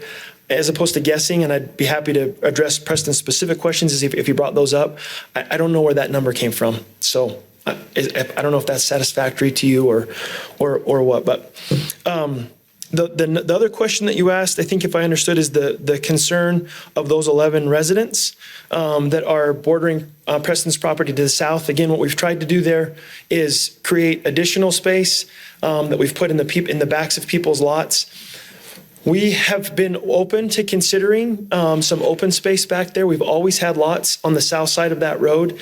We had to go and acquire that parcel to provide connection to 3200 West, which was a big expense to us, one that we didn't anticipate. We thought we'd be able to kind of weave back down and through and end up on Gentile Street. But in reality, Layton City said, look, from a utility perspective, if you want to develop this property, we have to go through somewhere on 3200 West. And so that was a big step for us, a big financial commitment for us to make that we weren't anticipating. And so we went and bought that property to provide that access and those utilities there. And it was a big ask from our perspective, and something that was required in our annexation agreement. And so something that we did to try to make all of this work. But back to your question, there were elements of open space in there, and as we kind of looked at the plan, we thought potentially doing a trail back there maybe wasn't as supportive of the city and their objective to kind of consolidate that open space. And so we abandoned that and just said we're going to make those lots a little bit deeper and try to put those in the backs of people's lots and create that solid fence. Preston talked about several things: roads, lights, dust, smells. We've tried to put those in deed restrictions to notify those property owners, as has been talked about at length here. And I guess I just, there are street lights in other places in the city. Are those lights more or less than the street lights? I haven't done a lumens test to know. My guess is they're not that much different. In terms of the road impacts and the sounds, my guess is that's not much different than the road. 245 South there, that road is open 24 hours a day, 7 days a week. So I guess I'm sympathetic to some of Preston's concerns, but I also want to kind of gauge that with a healthy dose of what are those impacts and have we appropriately mitigated for those? And so that's been our effort, to try to understand what those are and to mitigate those through deed restrictions, providing more space in the backyards. And those residents, if it's a big enough concern, I think they can, they can put screening with vegetative screening. They can put blinds in their back windows. There's a lot of things that they can do. And frankly, I don't know about you. I have 7 kids. We love the exhaust fans in our bathrooms because it deadens the sound. So we do that on a regular basis. So maybe those exhaust fans won't be as bad as Preston's talking about in terms of the impact that it will have on some of those residents. And if they do, sound makers and all of that, we have those in each of our kids' bedrooms. So for what it's worth. Those are the questions that I think I heard. The last one was the dog park. It was a question that was brought up. Why is the dog park located where it is? From our perspective, we've built several of those dog parks, and in our experience, the dog parks that have done extremely well have been long and linear. I guess there's enough space to provide for dogs to run around. And so you can do that through a few different ways. Smaller, kind of isolated parks where you can't throw a ball don't do as well. So the ones that we found do well are either massive, which we didn't have the space to do because we wanted the open space for the residents, not just isolated to the dog park. And so those larger open spaces that you see there were reserved for those uses. This area, the next best alternative, if it's not just a massive dog park, then it's a long linear dog park where you can throw a ball. And anyway, that's what we found works the best from having built several of these. We have one in West Weber that's incredibly popular. And so we wanted it to be large enough that was meaningful, but not too small that it didn't mean anything. We could have carved out a corner somewhere in parcels A or B, but we felt like that long linear space made a lot of sense from that perspective. We do have fencing there to provide some screening from some of the neighboring property owners, but I guess those were the questions that I heard, and I'd be happy to address any other questions or concerns that the council has. I'm going to ask you one quick question. Sure. Just because I know the dog park is a concern there, and the fact that, we have small dog syndrome. And they're the ones that usually instigate any of the issues. Is any of that fenced off for just the small dog area? So that you can mitigate some of the concerns there? No, we just have one area right now. We in our large dog park in South Weber, we do have 2 areas. In this one, we felt like it wasn't quite large enough to separate, but it's definitely something that we might consider doing if that's something that the residents or the HOA wants. It's kind of a funny thing, Mayor, because that dog park will be used by, I would guess, our 91 residents, who are those of them that have dogs. But I would guess that this will become kind of a regional gathering place for folks with dogs. And so it's kind of a bitter pill that we swallow as the developer, because it's not a public park, right? It's not owned by the city. We're maintaining that. We'll take care of that. Our residents will have a say on what gets built, and if they wanted to add a divider fence up there for small dogs, they will ultimately have full discretion on what gets built, like after it's built and turned over to the HOA. So I would say that a lot of that will be resident driven, but unless Layton City wants to take it over, we'd be happy to give it to you, and then you can do whatever you'd want to it. But other than that, that's kind of how we've looked at that. So. Yeah, nice try. Nice try. I thought I'd try. Yeah, I know. But I do know it's a void that you're fulfilling in the city. I know that, if there's one thing that we get requests often, and that is dog parks. So you're seeing more and more developers bring these into their development, and I think that's a good solution, and I appreciate you, considering that. So I'm going to bring it back to the council because did anybody else have any additional questions for the developer? I do have a question, but it's for Gary. Kind of to Mr. Cox's point about how these kind of situations get out of the station and they're going. I mean, the developer here mentions some major investment that were made based on an annexation agreement that hasn't even been adopted yet. And so can you speak to kind of the process of that? I mean, let's say, I'm just saying as a hypothetical, we say, no, we're not doing this. We're not allowing this to move forward. Now the developer's out, the cost to purchase that additional piece with the understanding that staff was directing that this is something that's going to be according to the general plan, but we decide we don't want to do it. So I just would maybe like some clarification about exactly the scope of our decision-making here and whether we, deciding one way or another, potentially put the city at a potential legal risk. So, of course, we've talked before about how annexation is probably the most general. You know, your reasons for annexing or not annexing are entirely up to you, and that's the reason the developer tries to work with staff to try and come up with something that he thinks will work. Oftentimes, the developer will invest money in a plan just to make sure that they can do the things that the city might require them to do, such as the second access. But does it impose on you any obligation one way or another? Not at the annexation phase. The rezone phase is very similar. You've got a rational basis for the decisions you made. The strongest rational basis is your general plan. And so if it's consistent with your general plan, that's a good reason for rezoning. But at the same time, you have a lot of discretion there as well. So no obligation is imposed on you because of something the developer actually did. The imposition would be at a time when you sign a development agreement or an annexation agreement with the developer. And that's usually approved at the same time if there's a need for it as the development or the annexation. So the developer can't impose any sort of reliance damages on us? Not for the annexation or rezone. The developer generally, if you don't like what you see, the developer generally will go back and try and put together what you like to try and complete it. And obviously, there's a lot of commitment here, and the developer is interested in and believes that it can be done, that he can come to a conclusion that would be acceptable to the city. Otherwise, he probably wouldn't have made the investment. But the investment is the developer's risk always. So, except when you get down to the subdivision part, and that's a little different administrative decision, right? Can I just make one quick comment? Or you still? Let me see if the council has any more questions for the developer at this point. Anybody else have any? Okay, well, maybe I'll make it two quick comments. One is, sir, you have impugned my reputation by saying, where did I come up with this 45 to 60 lot number? Gary Jenkins and your buddy right behind him, Jake, told me that about a year ago when we sat down with them. So I'm not imagining this. You can ask the two of them. I didn't claim that you were. Yes, you were.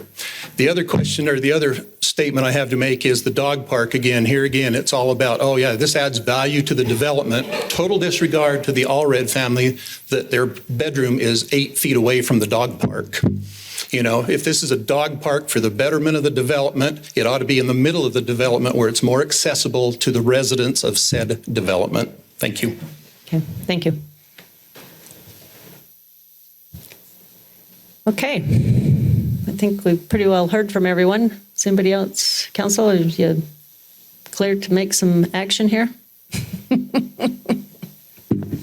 Oh, hang on, Tyson, yeah, if you have a question, go ahead. We're in the deliberation stage, you guys. You need to be comfortable with this. I don't know if I'm...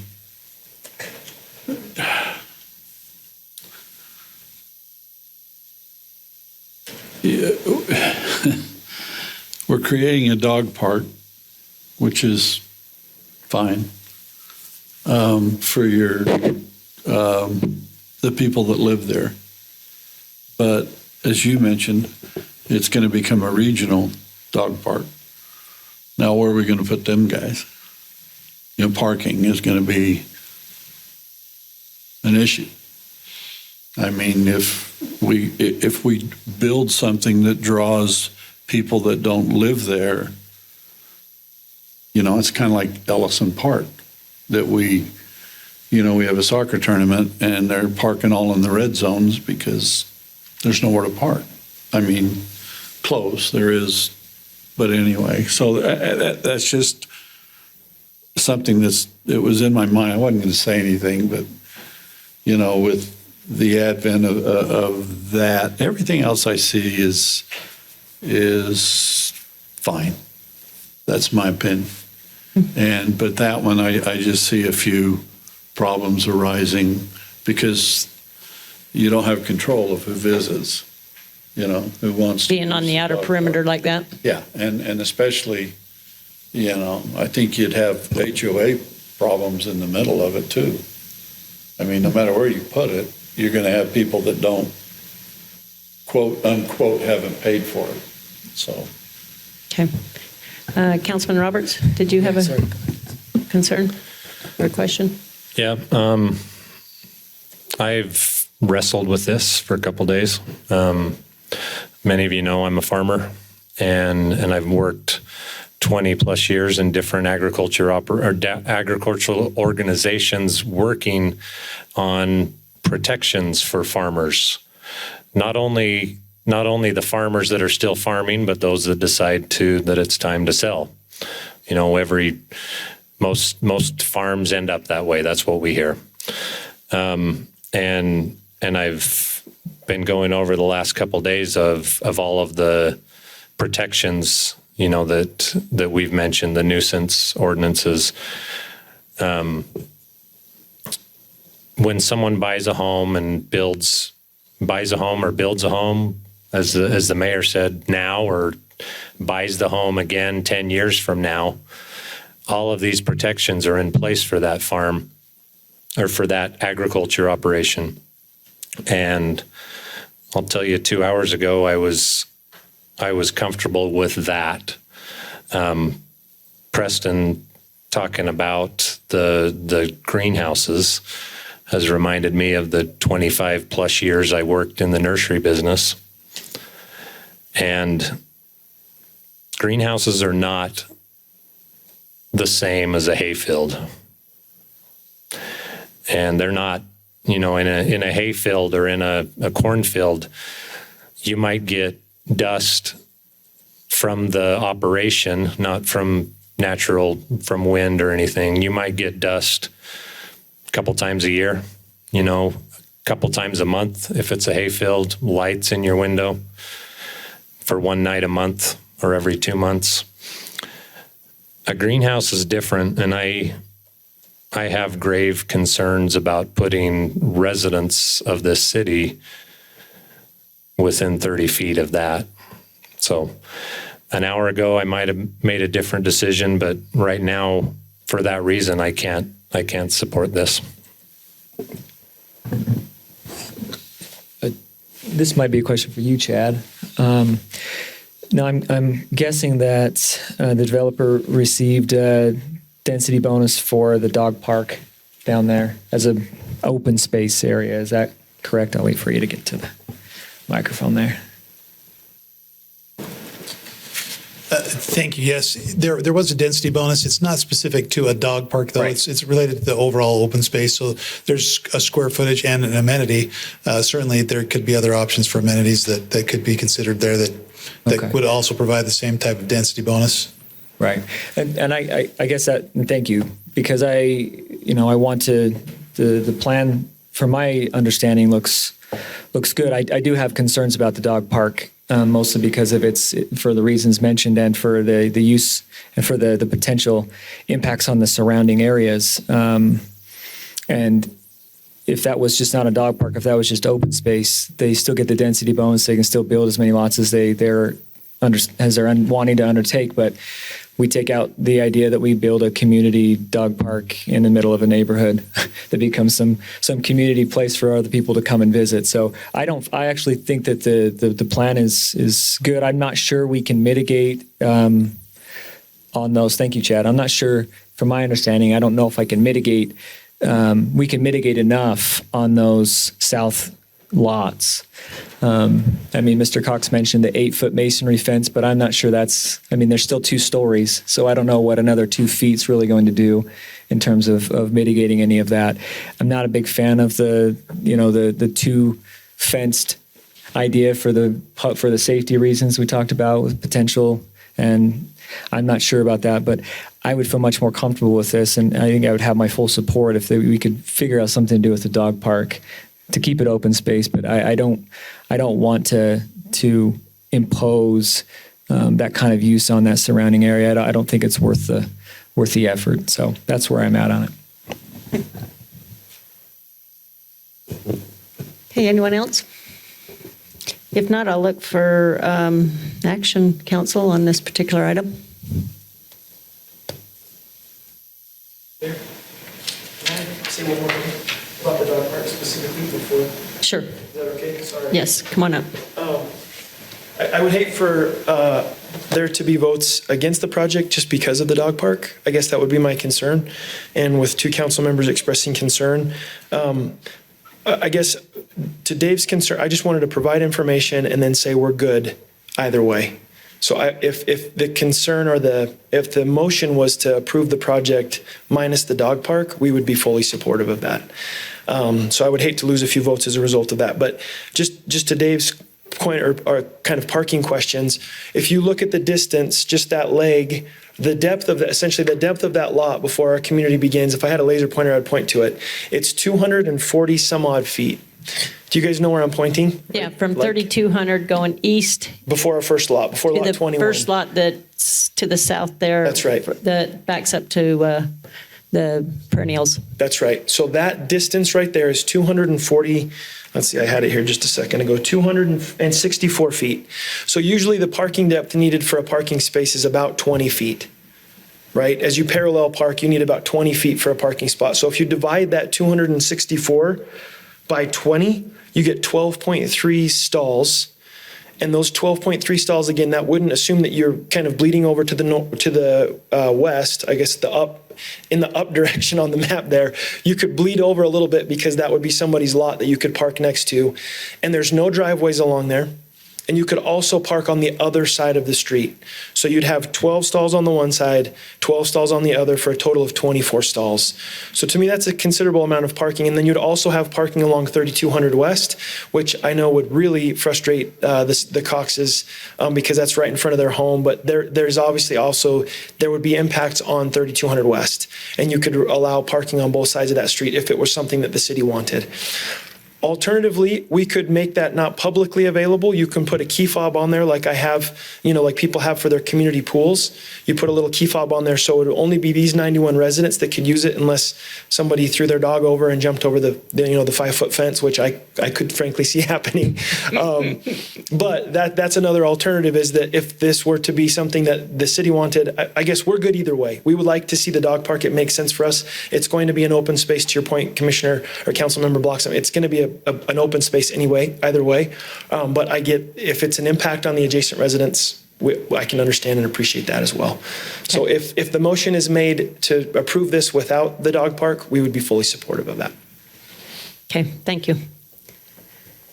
Okay, Councilmember Morris? Now I have a question for Chad then, just about the open space. If it's not an amenity, then, one of the reasons that the ordinance was changed, the PRUD ordinance, was to have the open space be not between homes, and this seems like it would be a wasted open space.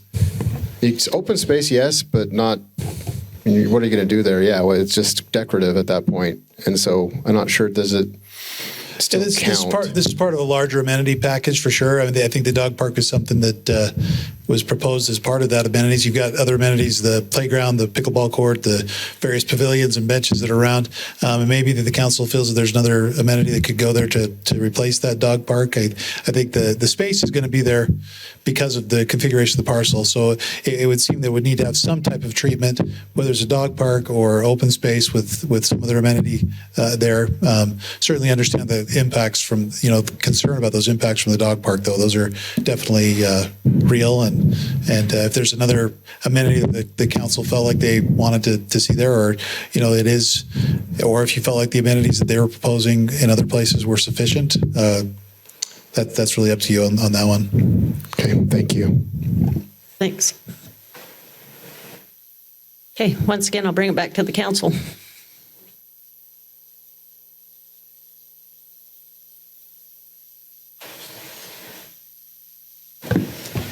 Okay, Madam Mayor, I'll make a motion that we approve Resolution 2245, Ordinance 2216, and Ordinance 2217 with the condition that the dog park portion of the Resolution 2245, is that right, Gary? Is that where the dog park is? That be removed?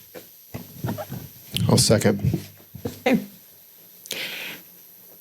Now, typically on a public hearing, we could close this and deal with them individually, but I think tonight we'll just go ahead and leave the public hearing open. And I know that I've done that in the past, so I'm not trying to do that to trip anybody up. We're going to leave all the public hearing open for all items. However, on this item, we will go ahead and take action, and that would close basically any more discussion regarding this item. So it's been moved in second that we approve the annexation agreement. And with that, I'll take a roll call vote. I'll start out with Councilmember Thomas, Mr. Birthday Boy. Aye. Okay. Councilmember Roberts. No. Okay. Councilmember Bloxham. Aye. Councilmember Morris. Aye. Councilmember Smith Edmondson. Nay. Okay. We have a vote of 2-3, which it does pass. So with that,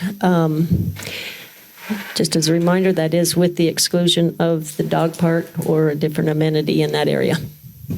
Okay, so thank you everyone for the discussion and for the manner in which we was able to handle this item. I know it's been emotional for some of you, and I appreciate, and once again, we do hear and want to know that we want you to know that this council is very proactive and concerned, and really do want to listen to all the comments before they make their decision. So with that, I'm going to go ahead and move on to item number B, which is a general plan amendment.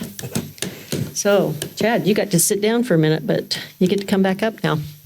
Mayor, could I just make sure that, to be clear, that was approval of all of the items, right? The resolutions and the ordinances, and very yes, with the exception of the dog with the park. exception of the dog park. Yes. Correct. Okay. Just verify for. I thought you did a good for job. Kim. You were clear. Okay, let's go ahead and proceed. Thank you, Mayor. I'm actually going to turn some time over to Brandon Ripien, one of our planners. He's been very, very involved in this general plan amendment, has done all the heavy lifting on this. So I'm going to give him a chance to talk about this. It's a fairly specific amendment that we're making, not an entire change for our moderate income housing plan, but to address some requirements from the state. So with that, I'm going to turn that over to Brandon. Thank you, Mayor and Council. Actually, let me go to the slides that we need.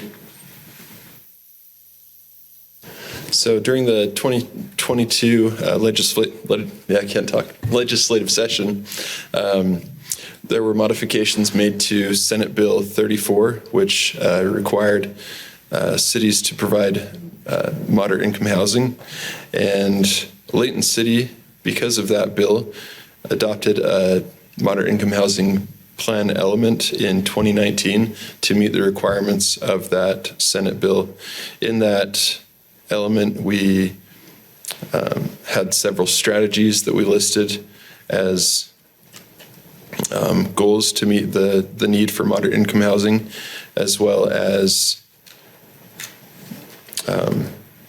data to support those strategies that we were trying to accomplish. As I stated, during the 2022 session, there were modifications made to Senate Bill 34, and those were made by House Bill 462.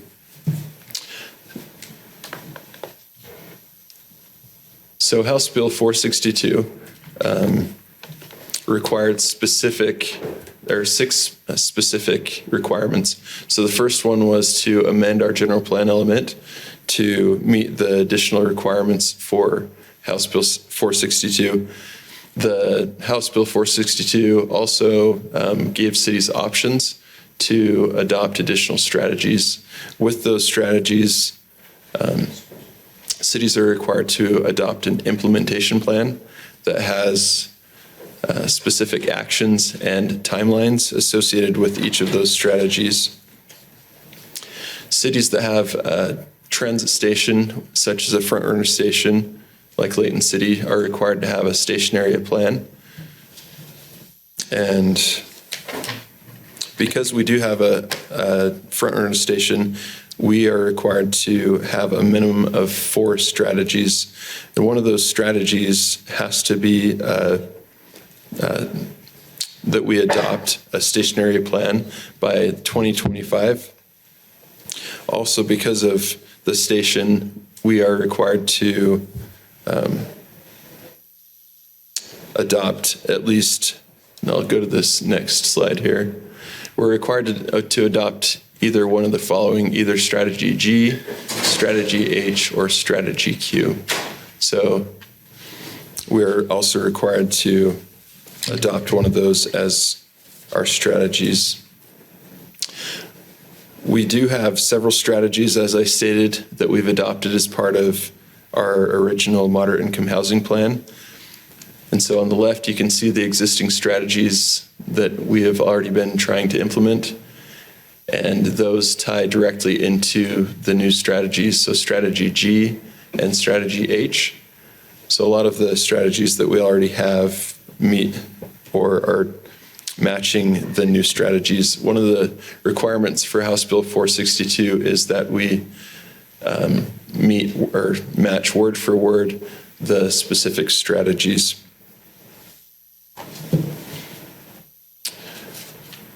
And so as I stated before, we are required to have a minimum of 4 strategies. But in order for us to be considered what is called priority consideration for funding, we actually want to have at least 6 strategies so that we're able to apply for TIF funding or TTIF funding. And if we meet at least or have at least 6 of those strategies, we will be able to be considered prioritized as far as receiving funding for transportation projects. Also, with the strategies that we are proposing to adopt, we will also submit a report to the Department of Workforce Services, as well as the ordinance and our updated amendment to the general plan. So by October 1st of 2022, we're required to submit our amendment and our report. The amendment will include the additional strategies as well as the implementation plan. And so that is why we're here before you right now, so that we have time to prepare the report to be submitted by October 1st. This is just this shows you a portion of the annual report that we will submit with the specific strategies, as well as the addendum that we will that we're hoping to have adopted this evening. Just as a note, the state with House Bill 462 allocated funding so that cities can, what am I trying to say? So the cities can hire a consultant to help with drafting a station area plan. And so funding for technical planning assistance through the Transportation Land Use Connection grant program that Wasatch Front Regional Council administers will be available for cities to create a station area plan. And that is all I have. But staff On August 9th, 2022, the Planning Commission voted unanimously to forward a positive recommendation to the City Council to adopt the moderate income housing element addendum, and staff supports Planning Commission's recommendation. Any questions? Council, any questions on this? All right, thank you. You did a good job. Yeah. Thanks for all your work. Thanks. And especially several years ago with the original general plan. I mean, You're welcome. Mr. Nelson was absolutely right that, well, that isn't his name, but I mean, yeah. It's a lot of work. Yeah, that was a lot of work. There were several of us that were to every meeting and involved. Well, thank you. Maybe, Stevens Park, but. maybe, yeah. We didn't get it. Maybe you okay. can have Ogden catch up. They need to, probably. But anyway, thank you, Brandon, and you'll be missed. No problem. Thanks. Okay. Okay, this is a public hearing. If anybody would like to speak on the general plan amendment. Good. Okay, you're welcome to step up. It'll be short. Thank you. I just had to lay there and rest. Y'all know me, the Tom Tudor of Layton City, 1757 Gregory Drive. And what I want to submit, since I've been a law enforcement officer for Hearing Layton is open already over on- 20 years, and went around and picked up everybody's dogs, and all the grandmas and the wives and the Hillfield people, they called me to find out that they could get rid of these loud noises of dogs. And now I see all of you getting my information of 20 years of also calling the dog catchers from where? Farmington. Yeah. But I had to load them down and do all that as a police officer. That's my job to the citizen of Layton. Thank you, Okay. Tommy. Thank you. Yes, thank you very much. We appreciate that past service. Thank you. Okay. I don't believe there's any more comments regarding the general plan amendment. So, council, we can go ahead and take action on item B if we'd like. Weren't we going to leave that open? Chad? No, it's the This next one. I Yeah. apologize. Sorry. That's okay. So just for clarification here, so when we're going to go ahead and take action on item Right. B here. We'll also hear from item C. At the end of item C, we can close the overall public hearing with the exception of C. So we can have somebody say Okay. that we want to continue item C. Is that okay, Gary, if we go about that round, or do you want me to close it after this? Well, no, go ahead and go. Is that? Sure. That would work? Okay. All right. So now that Well, we've then, got I make clear a as mud. motion that we accept the general plan amendment, ordinance 22-22. Okay. Second. Okay, it's been moved in second that we adopt the general plan amendment. So with that, once again, I'll do a roll call vote. I'll start out with the birthday boy, Mr. Thomas. Aye. Mr. 70, I should say. Okay, Councilmember Smith Edmondson. Aye. Okay, Councilmember Morris. Aye. Councilmember Bloxham. Yes. Councilmember Roberts. Yes. Okay, thank you. That's unanimous. Okay, we'll go ahead and go on then to item number C. And once again, Chad's going to present to us a municipal code amendment. Thank you, Mayor, Council. I'm going to keep my comments fairly brief. As we discussed in the work meeting, our recommendation to you tonight would be to open the public hearing for this item, take any comments that may come from the public, and then continue this to your next meeting. That'll give an opportunity for some of those that are reviewing this ordinance to give meaningful feedback and it'll also make some sense with some of the things that we're adopting as part of our engineering standards. There are things that are going to go hand in hand with these, so it makes some sense to have those on the same meeting anyway. With that being said, this is a proposed amendment to the private streets ordinance in our code. We do allow for private streets. We've had some concerns that have come up over the last several years with private streets, and some concerns have been raised by residents that live in these private street communities, and also just some concerns with how these function.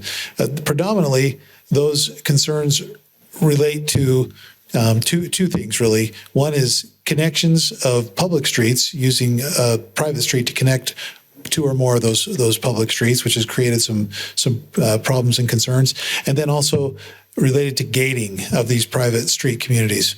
As a corollary issue to this, we do have some changes that we're making to our ordinance to try to make it a little more easy to administer, and also easy for those who are looking at this as part of their design of their subdivisions, that they can find the information a little easier. That's what's in front of you right at this point, is the table that we're proposing that would clarify and try to bring some of the text in our code into a table format to make it easier to administer and to understand.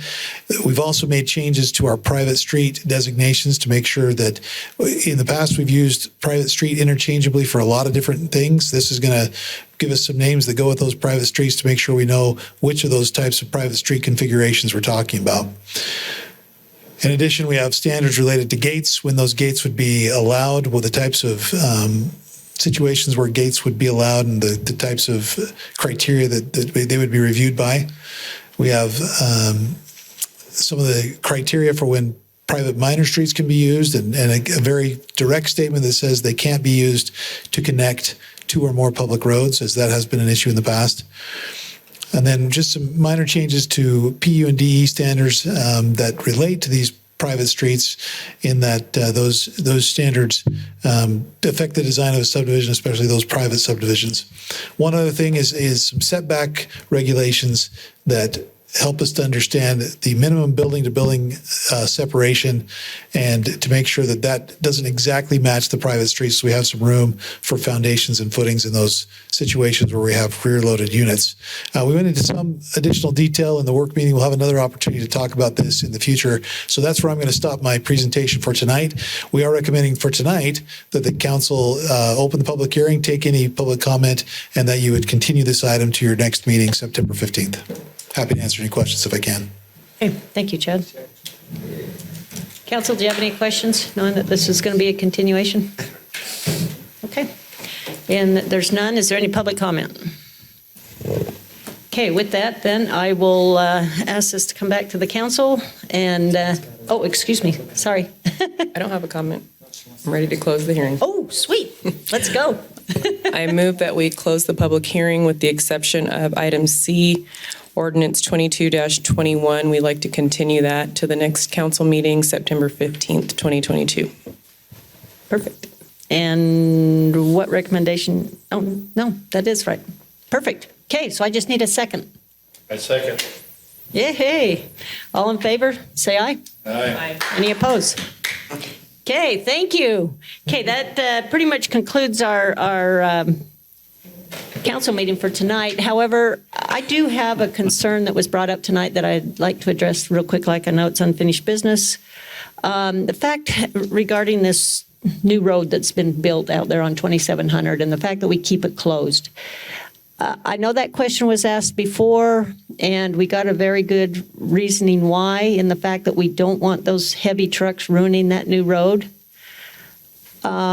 But the safety concern is definitely something we need to address. I did go out that. I did get a call earlier, and I went out and I witnessed it, and I saw where the school kids, that does create an issue. And I guess I'm in my mind, I'm thinking, okay, that road should be built to the standards of every other road. Why aren't we opening it, especially if it's striped?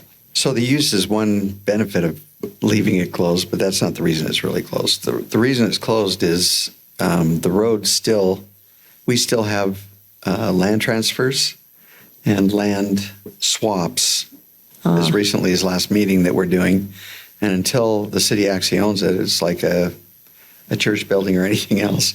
Until you actually own it, you can't open it. And, Okay. And the request. makes more the other- sense. Yeah, the request of the people we purchased it from, which is PRI, they would not like it open until such time as all those transactions are closed. And we're close. We're really close. Okay. Yeah, and I should note that, yeah, Steve has been negotiating that, and it is in their court. They're going through their process, and that's what's taking the time, but Okay. that's what it is. All right. I knew there had to be a reason other than the trucks. Okay. Just one unfinished business, Madam Mayor. Okay. Hold on, you guys. We have another unfinished business here. Just a quick, I had a member of the community just texted me today and said there was a wrong way driver on Layton Parkway and mentioned that the turn arrows on the pavement on the parkway may need to be repainted. And I told her I would bring that up with the unfinished business. Do you know where on? Yeah, I can. It's basically right off of I-15. So it's at right the on interchange. It's at It the is. interchange. The spooey on top. I think it's almost like every 2 years those need to be painted. And believe me, this has been a pet peeve of mine. And I know it's the fact that we have to use water-based paint, which doesn't last as long. But yeah, that's a big concern. It really is. I don't know if that probably wouldn't have prevented the wrong way driver, no, but that they said that was a corollary. So just pass on the information. But no, you bring up a good point because that happens a lot, and I get it. But I don't know. Maybe it's something we can address as far as And under our agreement, we'll have to refer that to UDOT, obviously, but we'll get on it. Okay. Well, please do and let them know that this is like an every 2 year process, unless the state legislature can change and allow us to go back to oil base on an oil road. Sorry. Okay, council, I believe we can adjourn. Can we, I make a motion that we adopt resolution adjournment. I make a motion that we adjourn. Okay, thank you. Thank you, everyone, and thanks for enduring our meeting tonight.